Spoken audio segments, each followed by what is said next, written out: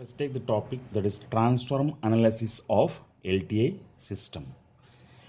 The Z transform plays an important role in the analysis and representation of discrete time LTI systems. Using this, we can find out the transfer function of the system and its impulse response from the given input and the output. Now, let us consider a discrete time LTI system. Consider discrete time LTI system as that is this is the LTI system with the impulse response h of n and its input signal is x of n and its output is y of n. This is a discrete time LTI system. Now its output can be obtained using the convolution, that is x of n is linearly convolved with h of n. Let us take the Z transformation on both sides. Z transformation of y of n is y of z. Z transformation of x of n is linearly convolved with h of n is x of z into h of z. Because we know that convolution of two sequences in the time domain is equivalent to multiplications of their transforms in the z domain. That is x of z into h of z. Okay. From this I can write that h of z is equal to y of z by x of z. Okay. This where h of z is called system function and its inverse z transformation is called impulse response, where h of z is referred to as system function or transfer function. Okay. Now let us take one example here. Okay. For example, if x of n equals to del of n plus 1 by 4 del of n minus 1 minus 1 by 8 del of n minus 2, whereas y of n equals to del of n minus 3 by 4 del of n minus 1. Okay. If this is the problem, then let us find out its system function or transfer function and its impulse response. Okay. Now to get its system function, let us take the z transform of x of n and y of n. Z transformation of x of n is x of z equals to z transformation of del of n is 1 plus 1 by 4. Z transformation of del of n minus 1 is z inverse minus 1 by 8. Z transformation of del of n minus 2 is z to the power of minus 2. Similarly, for y of z, its z transformation is 1 minus 3 by 4 z inverse. Now, system function h of z is equal to y of z by x of z. That is 1 minus 3 by 4 z inverse whole divided by 1 plus 1 by 4 z inverse minus 1 by 8 z to the power of minus 2. This is the system function or a transfer function. To get its impulse response of this system, we should go for its inverse z transformation. Here, inverse z transformation of h of z can be obtained by partial fraction expansion method. To get the partial fraction expansion method, here let us consider the denominator polynomial of this, where h of z is 1 minus 3 by 4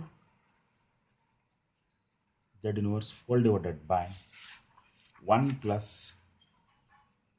1 by 4 z inverse minus 1 by 8 z to the power of minus 2. Factorize this polynomial, that is 1 plus 1 by 4 z inverse minus 1 by 8 z to the power of minus 2. Factorize this, that is minus 1 by 8. You can write this one as 1 by 4 into, that is 1 by 2. Okay, that is minus 1 by 2 into minus 1 by 4.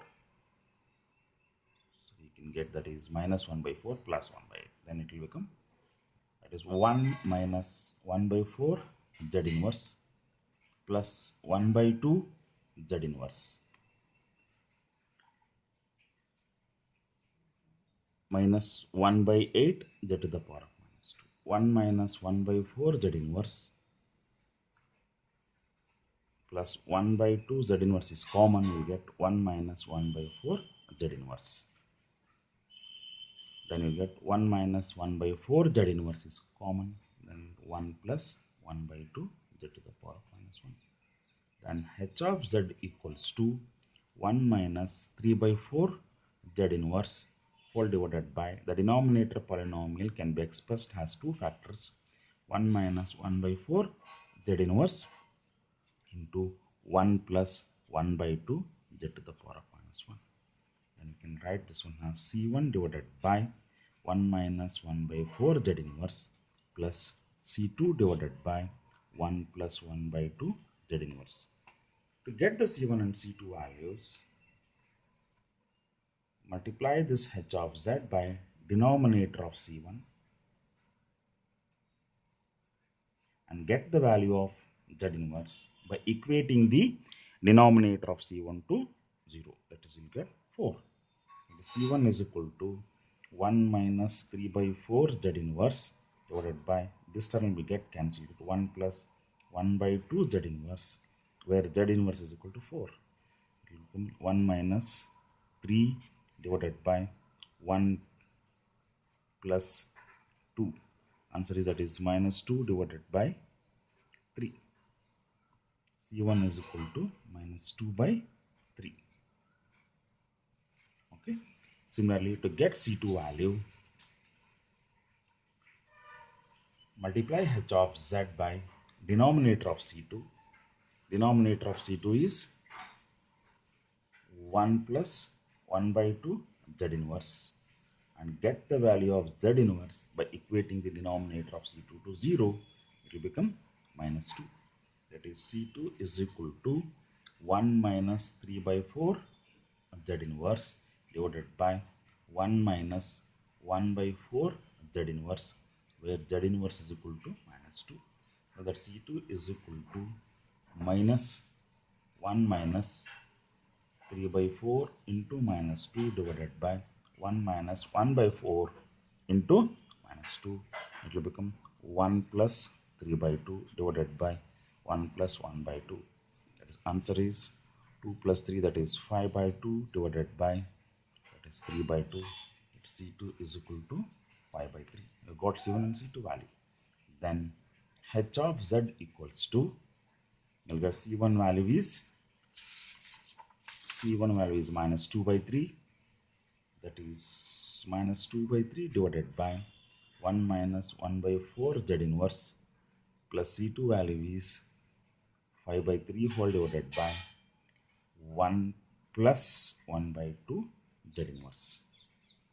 Its inverse Z transformation is h of n equals to minus 2 by 3, you keep it as it is.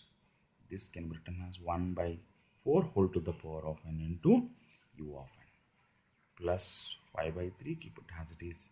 This can be written as 1 minus of minus 1 by 2, and it will become minus 1 by 2 whole to the power of n into u of n.